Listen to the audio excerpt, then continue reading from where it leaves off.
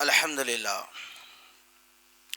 إن الحمد لله نحمده ونستعينه ونستغفره ونؤمن به ونتوكل عليه ونعوذ بالله من شرور أنفسنا ومن سيئات أعمالنا من يهده الله فلا مضل له ومن يضلله فلا هادي له ونشهد أن لا إله إلا الله وأشهد أن محمدا عبده ورسوله أرسله بالحق بشيرا ونذيرا أما بعد فإن خير الحديث كتاب الله وخير الهدي هدي محمد صلى الله عليه وسلم وشر الأمور محدثاتها وكل محدثة بدعة وكل بدعة ضلالة وكل ضلالة في النار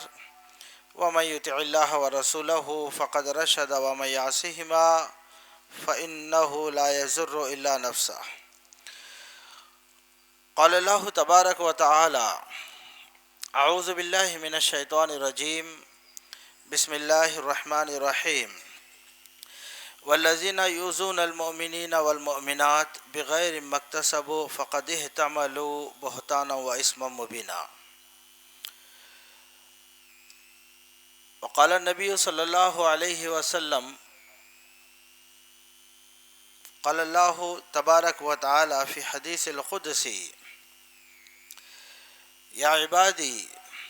إني حرمت الظلم على نفسي وجعلته بينكم محرما فلا تظالموا. سب سے پہلے ہر طرح کی تعریف و توصیف، کبریائی اور بڑائی، ہر طرح کی حمد و ثنا لائق و زیبا ہے اللہ رب العزت کے لیے،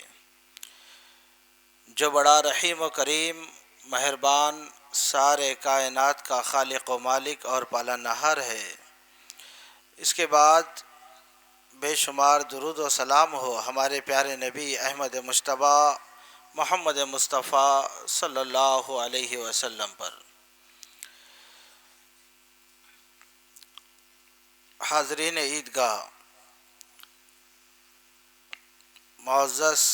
بزرگان دین، قابل احترام ماؤں اور بہنوں، سب سے پہلے تو آج کی عید کی مبارکبادی آپ کو ہم پیش کر رہے ہیں۔ الحمدللہ اللہ تبارک و تعالیٰ نے ہمیں موقع دیا اور ہمیں زندگی عطا فرمائی کہ ہم پھر سے ایک بار عید کی خوشیاں مناتے ہوئے، اللہ کی مغفرت کو حاصل کرتے ہوئے ایک بار پھر سے عیدگاہ میں جمع ہے، اور جو شکرانہ اللہ تعالیٰ کی جانب سے دیا جا رہا ہے اسے قبول کرنے کے لیے ہم حاضر ہیں انشاءاللہ تبارک و تعالی۔ محترم حضرات، آج کا عید کا جو پیغام ہے، میں چند باتوں سے آپ کے سامنے لب کشائی کروں گا، جو کہ آج کے وقت میں نہایت ہی ضرورت ہے، جو انفرادی طور پر ہو یا اجتماعی طور پر آج اس کی بہت سخت ضرورت ہے، جسے ہم حقوق العباد کے نام سے جانتے ہیں۔ آپ جانتے ہیں، اگر ہم شریعت میں دیکھتے ہیں، دو قسم کے حقوق، ایک حقوق اللہ ہے اور ایک حقوق العباد ہے۔ حقوق اللہ میں جیسے نماز پڑھنا، روزہ رکھنا، حج کرنا، یہ وہ عبادتیں ہیں جو حقوق اللہ میں شمار کی جاتی ہیں۔ اس قسم کی اور بھی عبادتیں ہیں، اور حقوق العباد میں جیسے زکوٰۃ کا ادا کرنا، صدقات کا ادا کرنا، اپنے مال کو اللہ کے راہ میں خرچ کرنا، اس کے علاوہ اور بھی بہت سی چیزیں آتی ہیں۔ مختصر یہ ہے کہ حقوق اللہ سے جب ہم شریعت کا مطالعہ کرتے ہیں تو حقوق اللہ سے زیادہ اہمیت حقوق العباد کی ہمیں نظر آتی ہے۔ کیونکہ بندہ اگر حقوق اللہ میں کچھ کوتاہیاں اس سے اگر ہو جا رہی ہے تو اللہ تبارک و تعالیٰ اپنی رحمت سے اسے معاف کر سکتا ہے، لیکن چونکہ انسان کی فطرت معاف کرنا اس کا وہ عادی نہیں ہوتا ہے، اس کی وجہ سے بندہ اگر کوئی اس کے اوپر ظلم کرتا ہے، اس کی حق تلفی کرتا ہے، اس کے ساتھ غلط ویوہار کرتا ہے، اس کی تذلیل کرتا ہے، چونکہ انسان ہونے کے ناطے وہ چیز اس کے دل میں بیٹھ جاتی ہے، اور پھر اس کے اندر سے عفو درگزر کرنے کی اگر یہ صفت نہ ہو تو وہ اگر اس معاملے کو اللہ کے سپرد کر کے رکھ دے اور یہ سوچے کہ میں اس کا بدلہ اگر میں دنیا میں نہ تو نہ آخرت میں لوں گا، تو جتنے بھی حقوق اللہ کے عبادتیں اس نے کی تھی وہ ساری کی ساری اپنی اہمیت کے باوجود قیامت کے دن جا کر وہ آدمی کیا ہے سو پریشان ہو جائے گا۔ وہ آدمی جو دنیا میں کسی کا حق تلف کرتا ہے، وہ آدمی جس نے دنیا میں کسی پر ظلم کیا، وہ آدمی جس نے دنیا میں کسی کے مال کو حرام طریقے سے غصب کر لیا، مال دبا کے بیٹھا ہوا ہے، کسی پہ ظلم کر رہا ہے، کسی کے حق تلفی کر رہا ہے، قیامت کے دن یہ آدمی بڑا بدبخت آدمی ہوگا اور بدقسمت آدمی ہوگا، جبکہ یہ وہ شخص ہوگا جو دنیا میں نماز پڑھ رہا تھا، روزے رکھ رہا تھا، عمرے کر رہا تھا، زکاتیں کا دے رہا تھا، حج کر رہا تھا، یہ ساری چیزیں ادا کرنے کے بعد چھوٹے سے ظلم کی وجہ سے وہ پرابلم میں آ جائے گا۔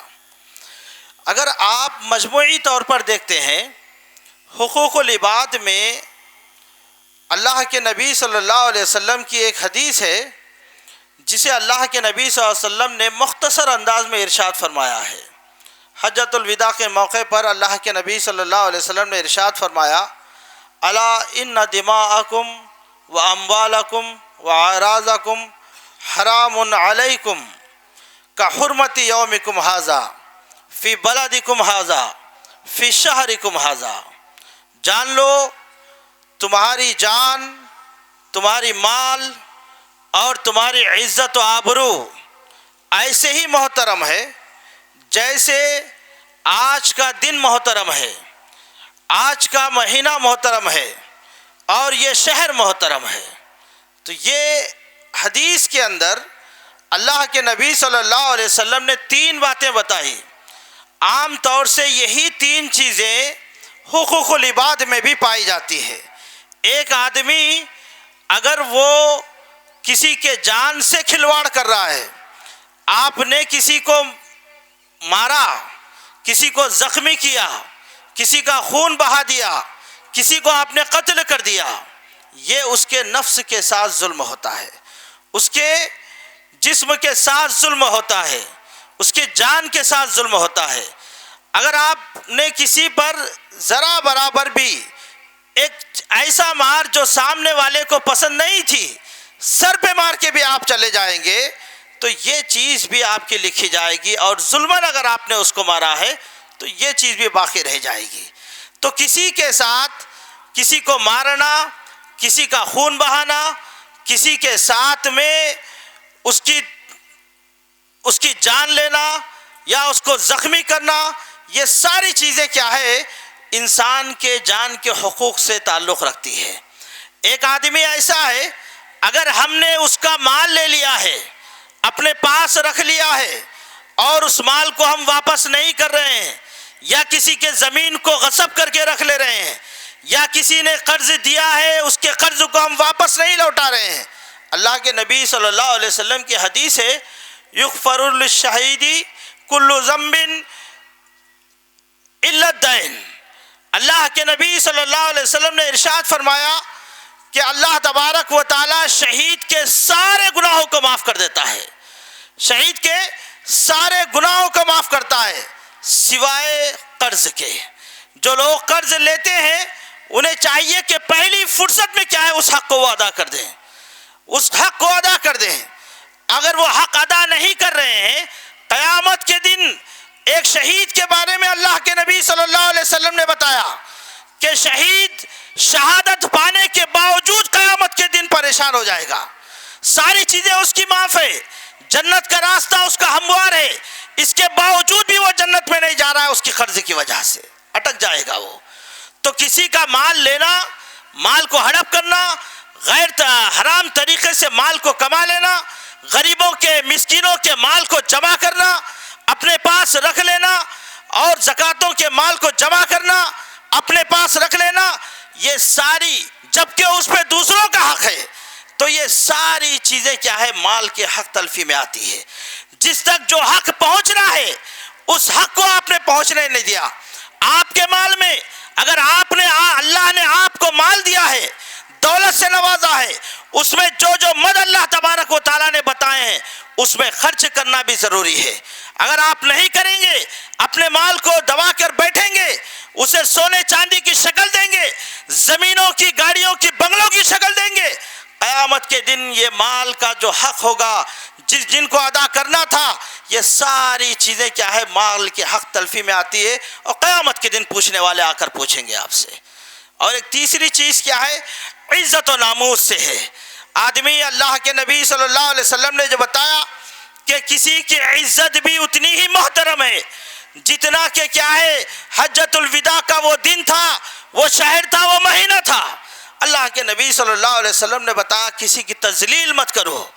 کسی کو ذلیل مت کرو، حقیر نگاہوں سے مت دیکھو۔ ہمارے درمیان میں ہوتا ہے، ایک آدمی اگر بڑا موٹا ہٹا کٹا پہلوان ہے، وہ سامنے والے کو حقیر نگاہوں سے دیکھتا ہے، وہ سوچتا ہے بھائی میں گھمنڈ فخر میں زندگی گزار رہا ہے، اور اس وجہ سے کیا ہے؟ وہ اپنے آپ کو طاقتور سمجھ رہا ہے، کمزور کو کمزور سمجھ رہا ہے۔ اللہ کے نبی صلی اللہ علیہ وسلم نے ارشاد فرمایا، میرے نزدیک کمزور زیادہ طاقتور ہے کہ میں اس کی تائید میں ہوں، میں اس کی تائید میں ہوں، اور میرے نزدیک جو طاقتور ہے وہ کمزور ہے کیونکہ میں اس کی تائید میں نہیں ہوں۔ تو یہ ہمارا معاملہ ہونا چاہیے، کسی کی غیبت نہ کرو کیونکہ اس سے اس کی تذلیل ہوتی ہے۔ اگر آپ جانتے ہیں کسی کے اندر برائی ہے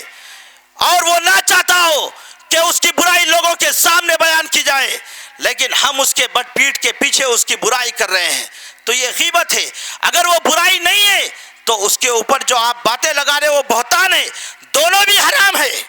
دونوں چیزیں حرام ہیں، اور دونوں چیزوں کو اللہ کے نبی صلی اللہ علیہ وسلم نے انسان کے عزت و ناموس میں لے کر آیا ہے۔ تو یہ چیزیں، کسی کی چغل خوری کرنا، غیبت کرنا، کسی کے تذلیل کرنا، حقیر کرنا، اس کو حقیر جاننا، یہ ساری عزت و ناموس میں سے آتا ہے۔ تو اللہ کے نبی صلی اللہ علیہ وسلم نے اس حدیث میں بہت بڑی بات بتائی، وہ یہ کہ آدمی اپنے عزت کی حفاظت کرے، اس کا حق، کسی میں عزت کے معاملے میں کسی کو تذلیل نہ کرے،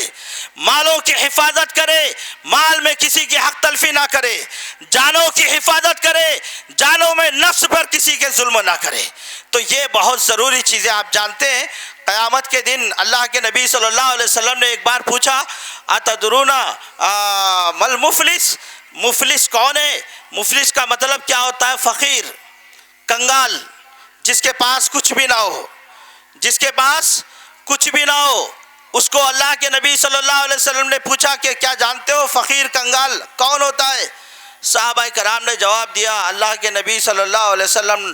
ہمارے درمیان میں المفلس فینا من لا درہم لہ متاع ولا متاع، اللہ کے نبی صلی اللہ علیہ وسلم ہمارے پاس، ہم فقیر کنگال اس شخص کو سمجھتے ہیں جس کے پاس نہ کوئی درہم ہے نہ روپیہ پیسہ ہو۔ اللہ کے نبی صلی اللہ علیہ وسلم نے ارشاد فرمایا، میری امت میں سے قیامت کے دن مفلس وہ شخص ہوگا جو الذی یاتی بصلاۃ وصیام وزکوٰۃ، جو کیا ہے؟ نماز پڑھ کے آیا ہوگا، روزے رکھ کے آیا ہوگا، اور ساتھ میں زکاتیں بھی ادا کرا ہوگا، لیکن ویاتی قد شتم ھذا وقذف ھذا، اللہ کے نبی صلی اللہ علیہ وسلم نے ارشاد فرمایا لیکن وہ اس حال میں آئے گا کہ کسی کو اس نے مارا ہوگا، کسی کا مال کھایا ہوگا، کسی کا خون بہایا ہوگا، اور اس کے علاوہ کیا ہے وہ کسی کے کسی کو خالی اس نے ہاتھ سے بھی مارا ہوگا، یہ سارے لوگ آئیں گے، اللہ تبارک و تعالیٰ ان کا فیصلہ کرے گا۔ جب یہ آدمی دنیا میں کسی کو مال کے کھا کے بیٹھا ہوا تھا، اگر کسی کے ساتھ میں اس نے ظلم کیا تھا، کسی کو اس نے مارا تھا، وہ سارے لوگ قیامت کے دن،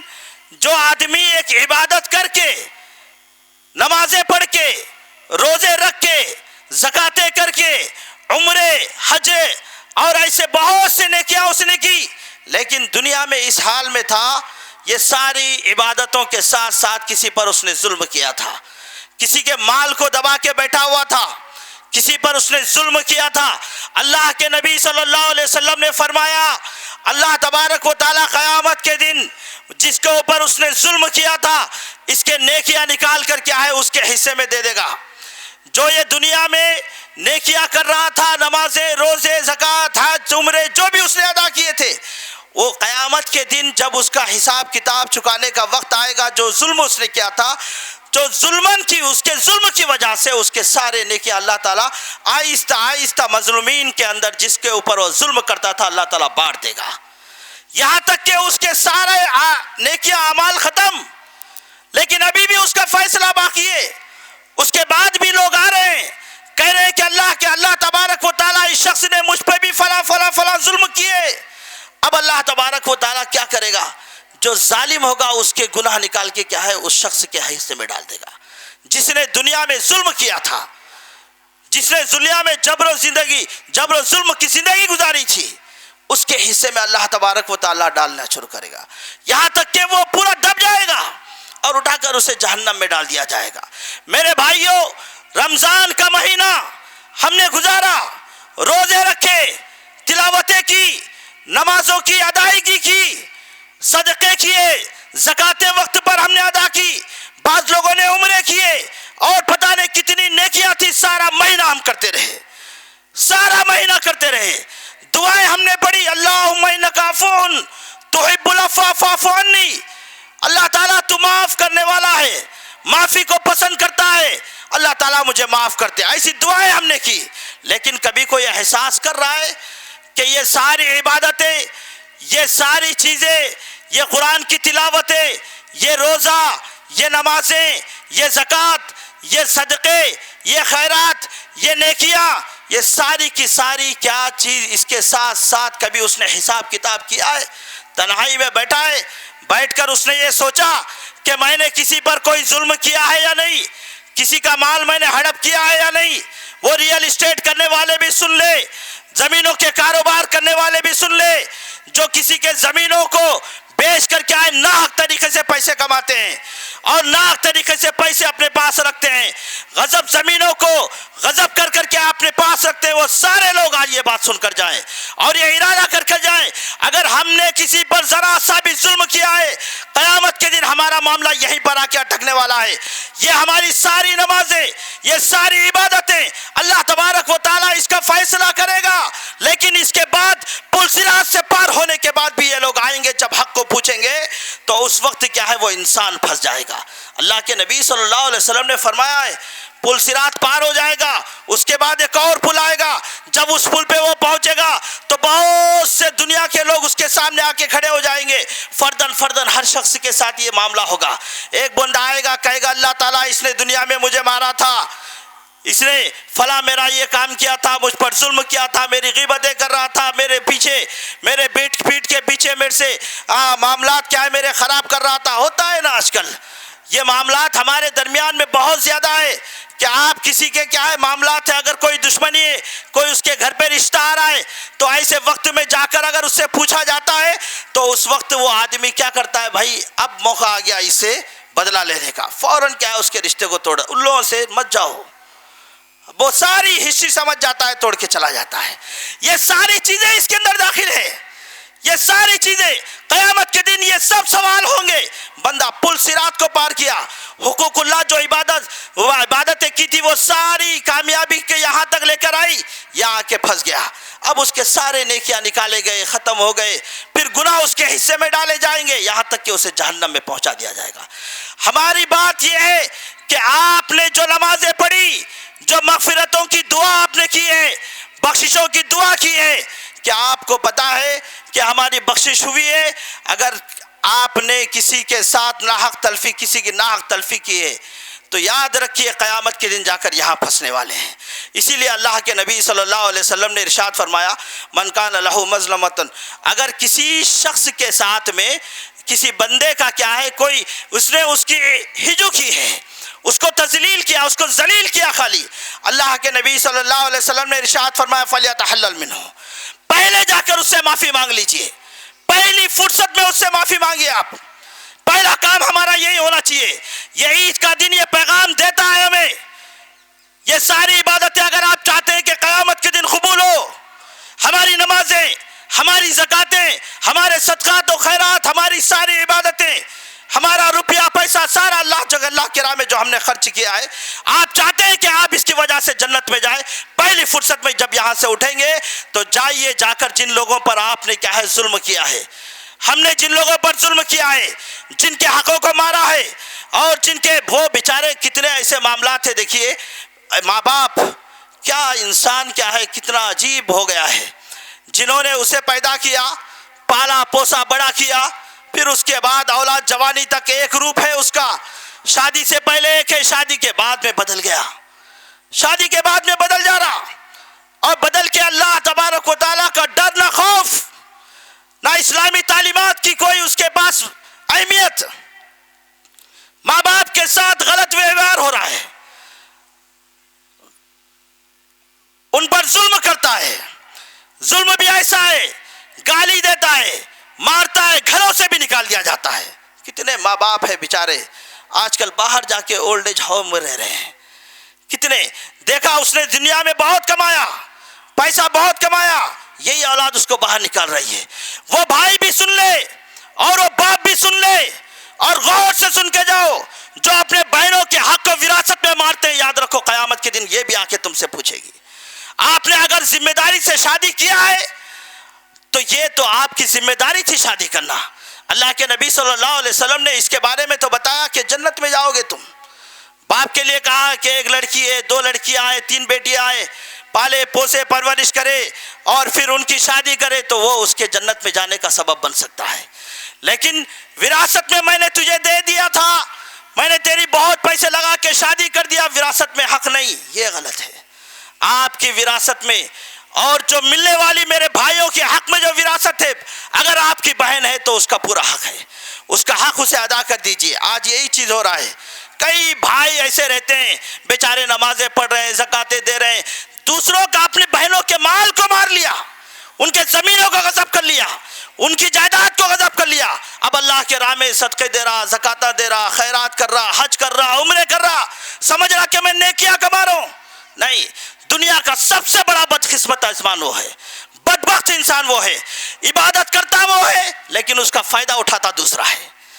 عبادت وہ کر رہا ہے، نماز وہ پڑھ رہا ہے، روزے وہ رکھ رہا ہے، زکاتیں وہ دے رہا ہے، حج وہ کر رہا ہے، لیکن قیامت کے دن اس کے سارے اعمال اس کو جنت میں نہیں لے کے جا رہے ہیں۔ اس نے اگر ظلم کر کے آیا تھا، یہ سارے اعمال کیا ہے، وہ جس کے اوپر اس نے ظلم کیا تھا اس کے حق میں چلے جائیں گے۔ آپ سوچئے اگر ہم کہیں نہ کہیں اس معاملے میں ملوث ہیں، کتنے بڑے بدقسمت انسان ہوں گے کہ ہم اتنی ساری عبادتیں کر کے اور ہمارے نیکیاں ہمارے حق میں فائدہ نہیں پہنچا رہے، سامنے والے کے حق میں فائدہ پہنچا رہے۔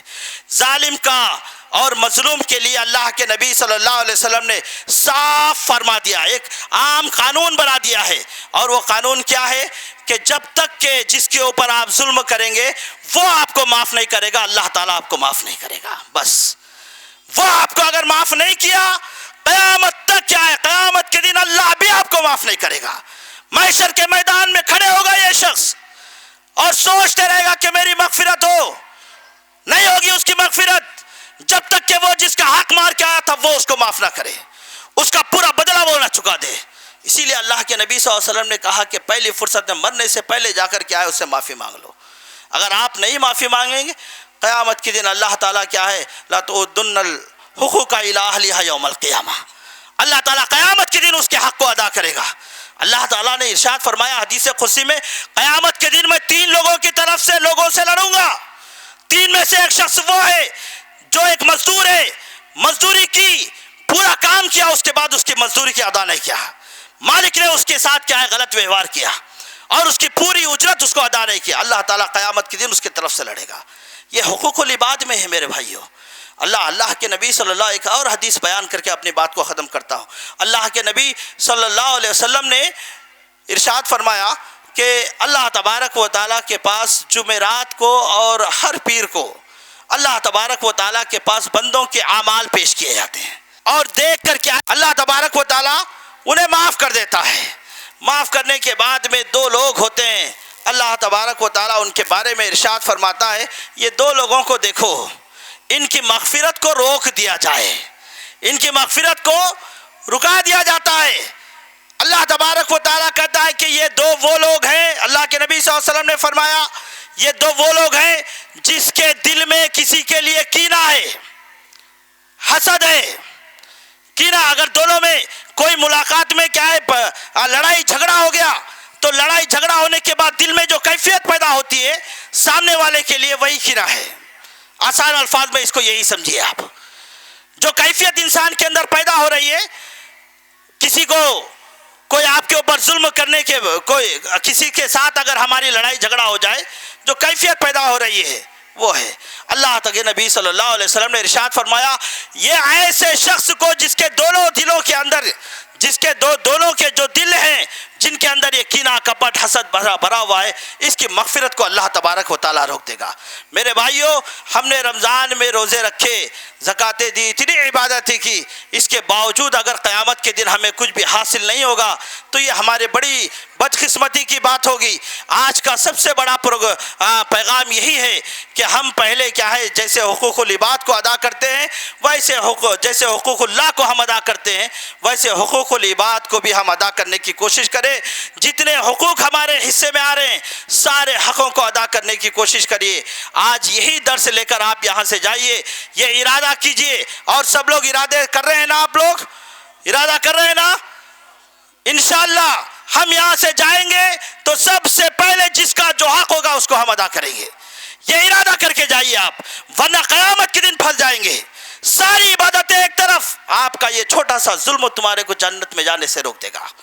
ساری عبادتیں ایک طرف ہو جائے گی، تو یہ ہمارے حق میں نہیں ہونا چاہیے۔ اگر آپ کسی کے ساتھ میں کسی کا پیسہ لیے ہوئے ہیں، کسی کے اوپر ظلم کیے ہوئے ہیں، کسی کو مارے ہیں، حضرت ابو ذر فاری کی وہ واقعہ ہے، وہ غالباً ان کا کوئی غلام تھا، بعض روایت میں پتہ چلتا ہے کہ وہ حضرت بلال تھے، یا کوئی پکی روایت بات نہیں ہے۔ وہ کالے تھے، انہوں نے اس کو آر دلائی، ارے کالا ہے، کالی ماں سے پیدا ہو گیا، صحابی کو پسند نہیں آیا، انہیں میرے کو کالا بول رہا، کہا کہ میں اللہ کے نبی صلی اللہ علیہ وسلم سے یہ بات ذکر کر دوں گا۔ گئے، جا کر اللہ کے نبی صلی اللہ علیہ وسلم کے پاس جا کر بیان کر دیا، اللہ کے نبی صلی اللہ علیہ وسلم یہ شخص نے میرے کو ایسے ایسے میری تذلیل کی ہے، میرے کو آر دلایا ہے۔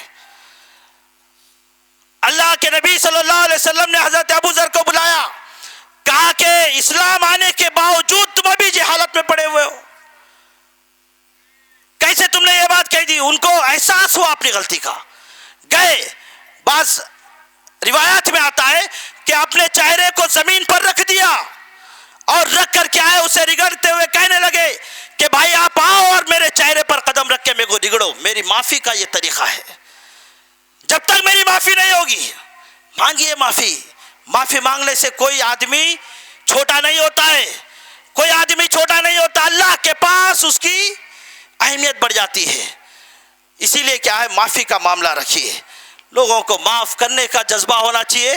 اور معافی مانگنے کا بھی جذبہ ہونا چاہیے۔ اللہ تعالیٰ کو دونوں چیزیں پسند ہے۔ اللہ تبارک و تعالیٰ سے دعا ہے، اللہ تبارک و تعالیٰ ہم تمام مسلمانوں کو جو بھی آج ہم نے کہا ہے اور سنا ہے، اللہ تبارک و تعالیٰ اس پر ہمیں عمل کرنے کی توفیق عطا فرمائے۔ اللہ تبارک و تعالیٰ جو بھی عبادتیں اور جو ہم نے رمضان میں عبادتیں کی، نمازیں پڑھی، روزے رکھے،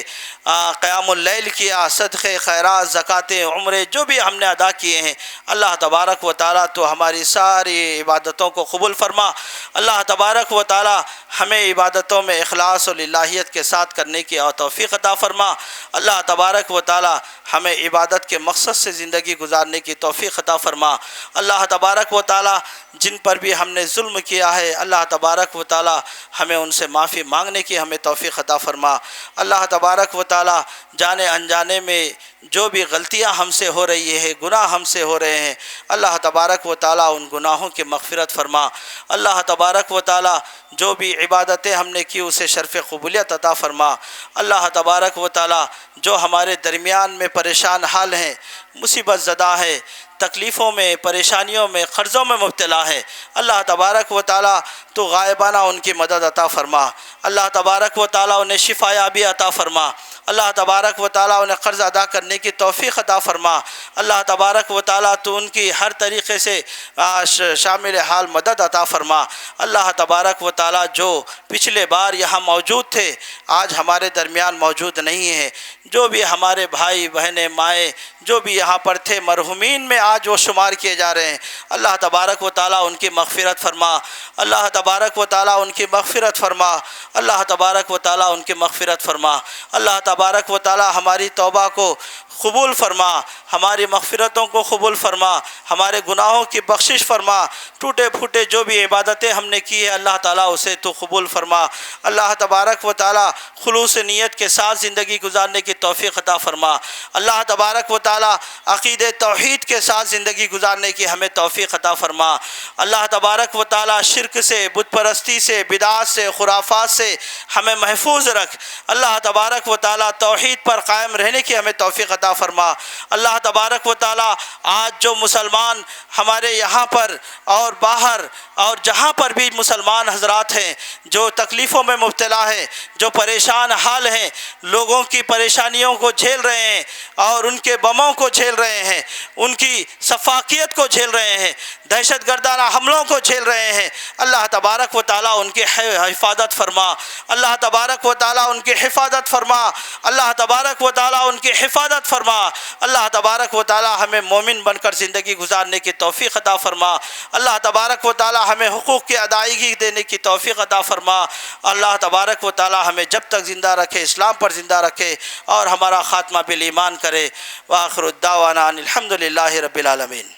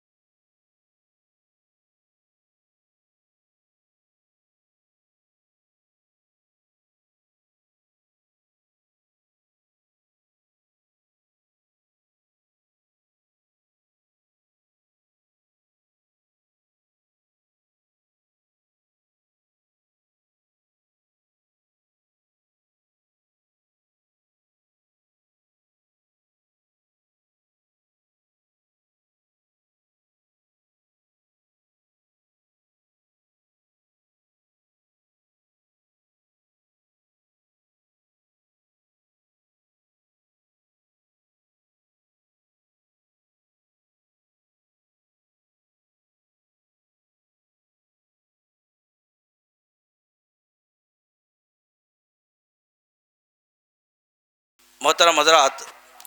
ایک خصوصی اعلان یہ ہے کہ انشاءاللہ بہت جلد کیا ہے عیدگاہ کی تعمیر کا کام اور شروع ہونے والا ہے۔ یہ پیچھے کی دیوار ایسے جا کے پھر ادھر سے بنانی ابھی باقی ہے، کچھ رکاوٹوں کی وجہ سے وہ رک گیا تھا، لیکن کچھ پیسے جمع ہوئے ہیں اور بھی بہت سے رقم کی ضرورت ہے۔ گیٹ پہ بھی ہمارے کچھ بھائی لوگ کھڑے ہوئے ہیں، آپ سے گزارش ہے جاتے ہوئے ان سے جو بھی آپ سے ہو سکتا ہے مالی تعاون کرتے ہوئے جائیں اور انداللہ ماجور ہوں۔ اور دوسرا سب سے اہم اعلان یہ بھی ہے کہ جو ہمارے ذمہ دار حضرات ہیں، جناب صدر محمد اسماعیل صاحب اور اس کے علاوہ جو ممبران ہیں عیدگاہ کمیٹی کے، ان سب کا میں شکریہ ادا کرتا ہوں جنہوں نے ان انتظامات کو صبح شام آ کر دیکھتے رہے، اور وہ پولیس اہلکار ہیں جو گورنمنٹ سے تعلق رکھتے ہیں اور منسپلٹی والے وغیرہ جو ہیں، اور اس طریقے سے کارپوریٹر برکت بھائی بھی جو ہیں، یہ سارے لوگوں کا ہم شکر ادا کرتے ہیں انتظامیہ کمیٹی کی طرف سے کہ انہوں